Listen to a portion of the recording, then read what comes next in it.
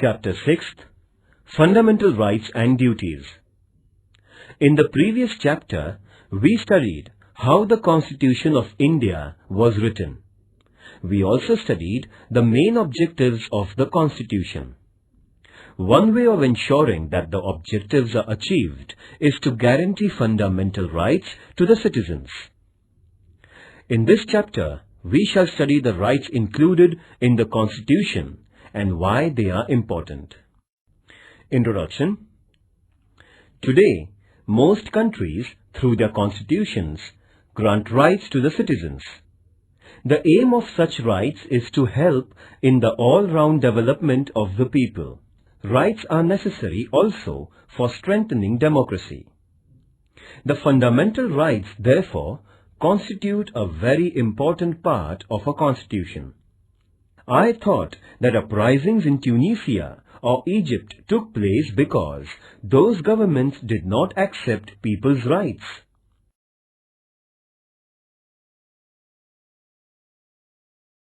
A. What is a right? When we say that a person has a right, we mean that the person can engage in a certain act and that others accept that behavior. Having a right also means that the person can expect specific behavior from other persons and from the government. Thus, rights can come into being only when other members of society and the government accept certain obligations. You must have seen that there is a silence zone near hospitals. This is a regulation local authorities declare that you cannot blow horns while passing through the silence zone. This regulation comes in the backdrop of a socially accepted idea that patients in the hospital need silence and that they are entitled to rest and recuperation in peace. Thus, the patient's claim to rest is accepted by society, and then a regulation is made to enforce that claim. Society accepts various such claims mainly when they are seen as reasonable. In other words, rights require in the first place an agreement among members of the society over what are reasonable claims of its members. Then, it also requires legal provisions for ensuring the rights. Such legal provisions include limits on the powers of the government.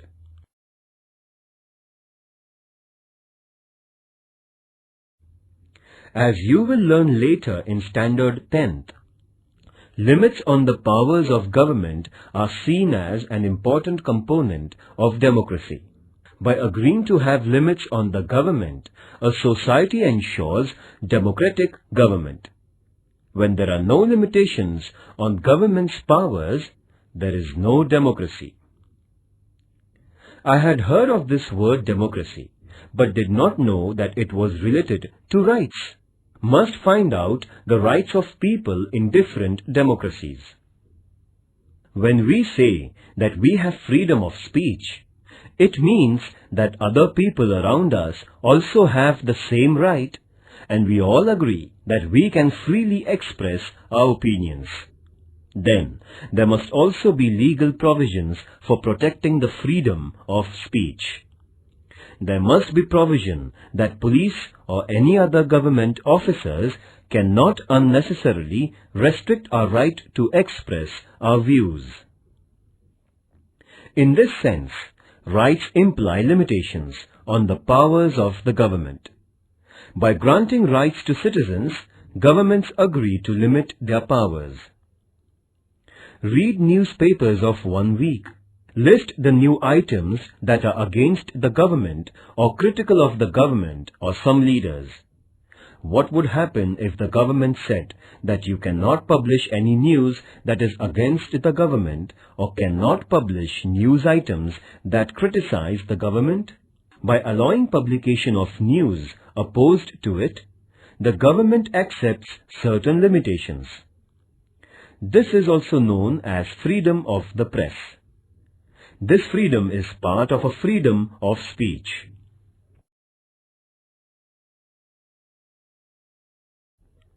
But granting these rights was not an easy or straightforward process.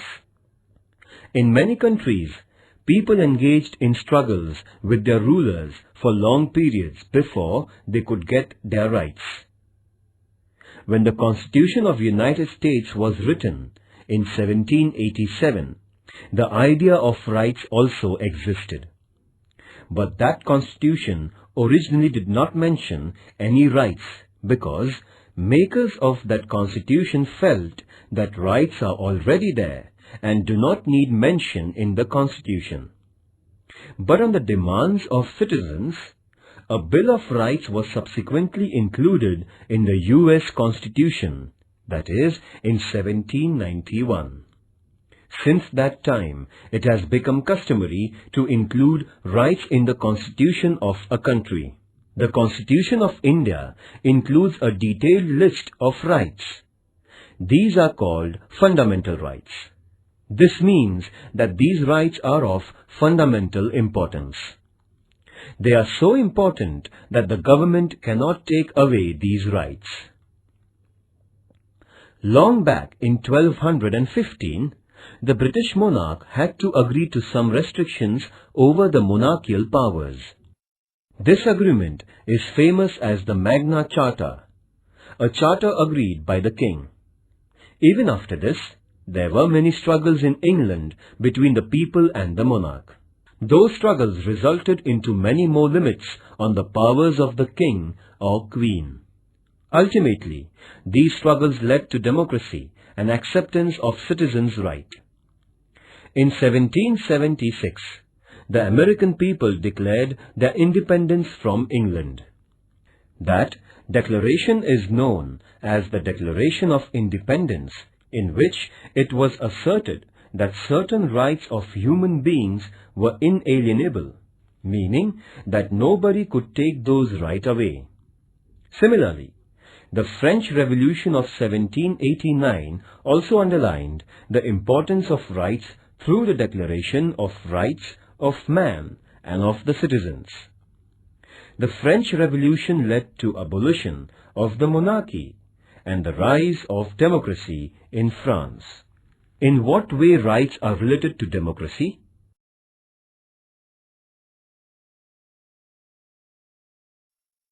Educational and cultural rights. India is full of diversity. People in a country speak different languages, follow different religions, adopt different cultural practices, and celebrate different festivals. This is possible only when we do not force people to give up their own cultural practices and adopt the culture of the majority. In every part of the country, some cultural or linguistic groups will be in a minority. Do they have to follow the culture of the majority? Freedom means that minorities should be free to adopt and practice their own culture. The Constitution has guaranteed such cultural diversity by protecting educational and cultural rights of minorities. A group belonging to language-based minority or religious minority will have the right to protect its culture and to form educational institutions.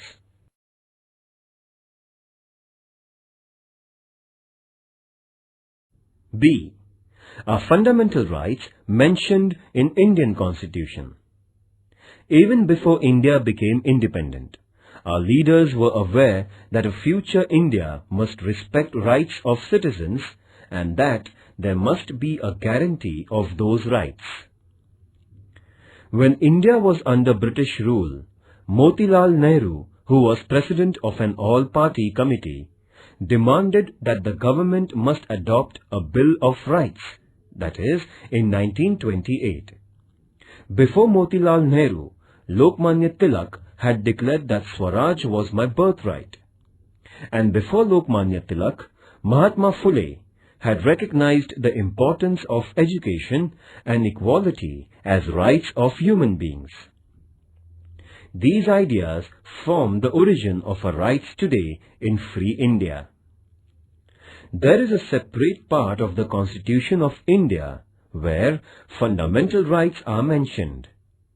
These fundamental rights include liberty, equality, right against exploitation, right to freedom of religion, cultural and educational rights, and right to constitutional remedy.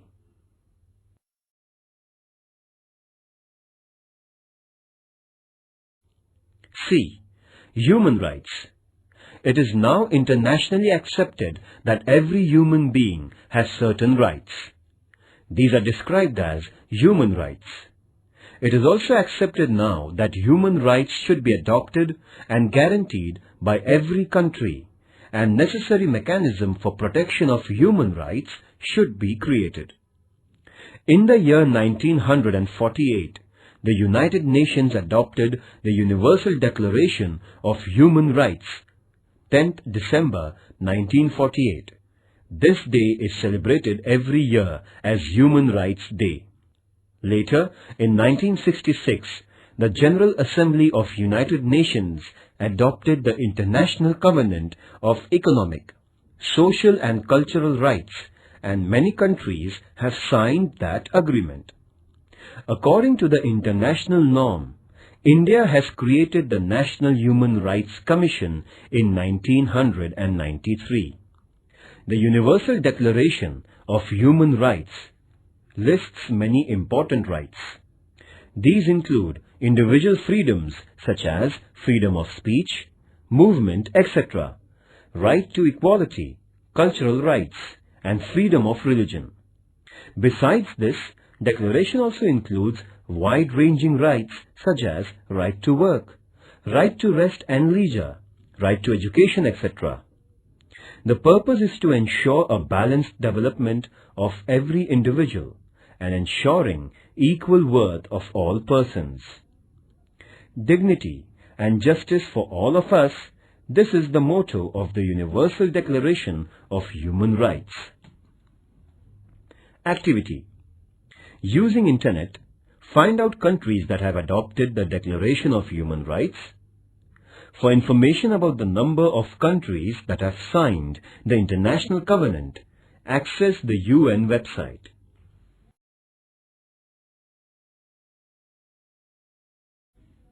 D. Citizens' duties. Why can't we have only rights and no duties?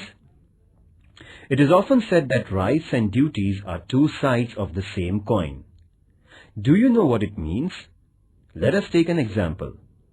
Right to equality means that men and women must have equal status and equal treatment. Does this happen in real life? Unless all members of society respect this right and fulfill the duty of treating women as equal, this right will never fully come into being. Therefore, it is the duty of every citizen not to engage in domestic violence against women and to oppose ill treatment of women, because women are not treated equally and practice of female foeticide is prevalent. Is it not a duty to respect women as equal citizens? You will now understand why duties are important for the fulfillment of rights. Just as society must respect our rights, society expects that we accept certain responsibilities as our duties. Some duties are listed in the Constitution as a fundamental duties. These include to respect the Constitution, to respect national flag and national anthem, to protect the country, to adopt a feeling of brotherhood towards all citizens of India, to protect the environment, to adopt a scientific approach, etc. Is there punishment if these duties are not performed? Ecological balance. Human beings are dependent on environment for air, water, trees and minerals. If we use these natural resources indiscriminately, that leads to environmental degradation. Our present generation may be happy to use as many trees as it can cut down, but what will happen to later generations?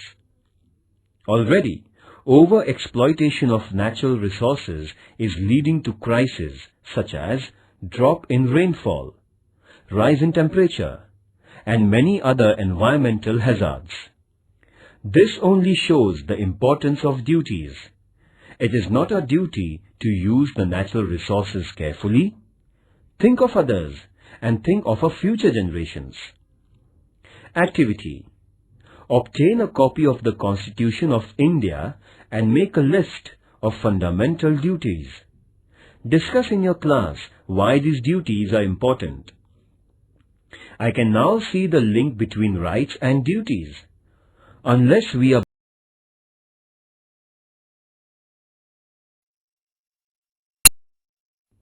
Right to equality. Democratic government means that the government is not arbitrary. It works according to rules and regulations. But what if rules were only applied to some people and not to some others? It would still be an arbitrary government. Therefore, there must be the same rules for everyone. This is the principle of equality before laws. Our Constitution guarantees that all persons will be treated equally by the government. Equality means that persons will not be treated differently just because of the gender, religion or caste, etc. Right to equality also means that everyone will get equal opportunities. Remember that there are many inequalities in our society, and to remove those inequalities is the objectives of our Constitution. Therefore, it is the responsibility of the government not only to treat all persons equally, but to implement policies that will bring equality in our social relations. You may have heard about reservation of seats in school and college admissions for women or persons of weaker sections. This is an example of government's efforts to bring equality. Right to equality does not mean only equal legal treatment. It also means that groups which are backward and traditionally discriminated against must get the opportunity to develop themselves and become equal in the true sense. Thus, right to equality puts a responsibility on the government to remove injustice and inequality.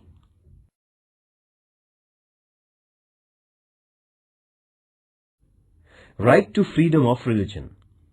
In India, people follow different religious practices, but the government does not support or oppose any religion.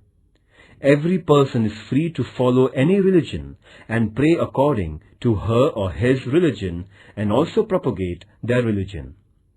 The government will not differentiate between persons of different religions only on ground of their religion. And because there is no religion which is the official religion of our country, government or government-aided institutions will not force us to follow any particular religious practice. Government also does not itself preach any religion or give religious education in schools aided by it.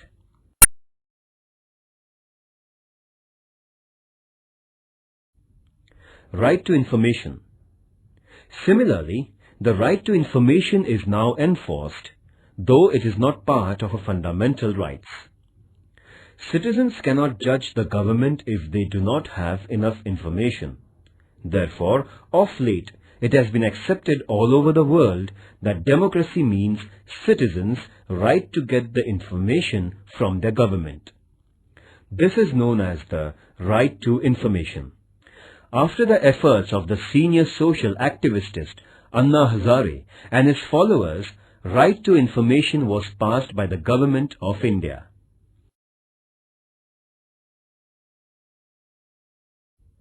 Right to liberty. Right to life is one of the most important rights of the individual. Our Constitution guarantees this right. It means that even the government cannot take away our life or cannot arrest us without reason and without legal procedure. But merely a guarantee of life is not enough. As human beings, we want to live a meaningful life. We want to do things we like. We want to develop our personality, follow our hobbies, pursue our own interests. For this to become a reality, we need an assurance that there won't be unreasonable restrictions on our personal liberties. Freedom of speech is one of the most important personal liberties. Besides, we have the liberty to form associations and organize meetings. We also have the freedom to move freely in different parts of the country and reside anywhere in the country. And we have the freedom to undertake any profession or business of our liking.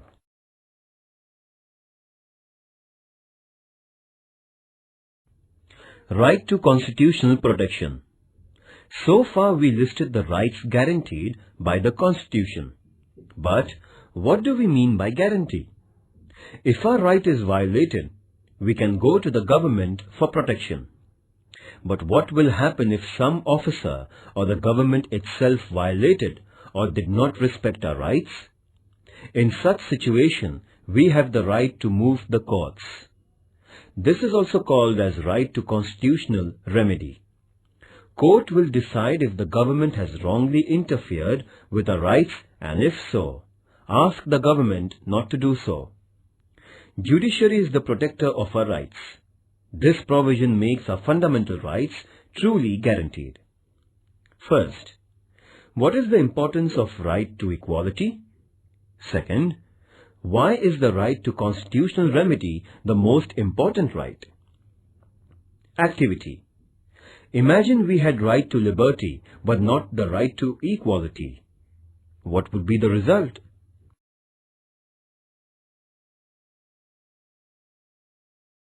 Right against exploitation.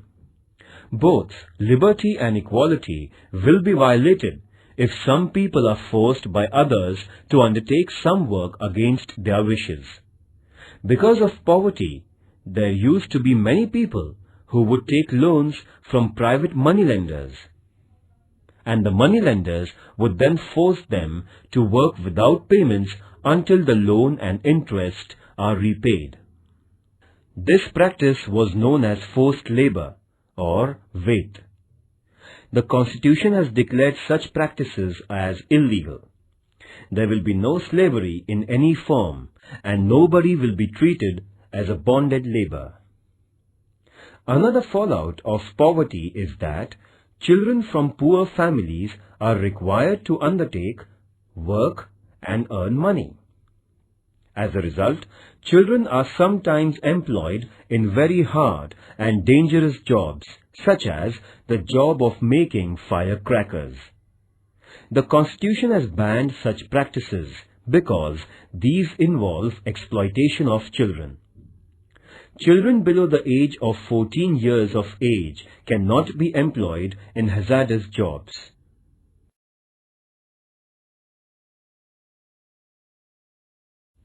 Positive and negative rights. Rights are necessary for our personal development. They are necessary also for the well-being of the society. Rights ensure that weaker and backward sections of society get opportunities to improve their condition. The right to equality is very important in this respect. Thus, some rights are limitations or restrictions on the powers of the government, while some rights mandate that the government adopts policies for the well-being of weaker and needy sections. In this sense, rights are responsibility of the government and the society to make sure that various services and facilities reach all sections. So, our rights are twofold. Some rights are restrictions on government, what the government cannot and should not be doing. Let us call them negative rights, because they tell us what the government should not do. On the other hand, some rights tell what the government should do. These are positive rights. Right to education, for instance, is a positive right. On the other hand, freedom of speech is a negative right, meaning that it states that government cannot put unreasonable restrictions on a freedom of speech.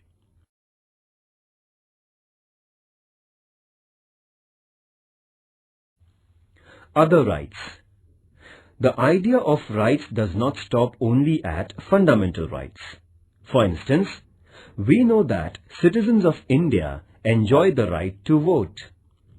This right is not listed in fundamental rights, but it is part of our constitutional rights.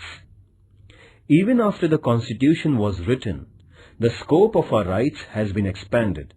For example, we now have the right to education. Under this right, all children between the age of 6 and 14 are entitled to education. Activity. Collect the information about right to education. Discuss in your class the importance of right to education.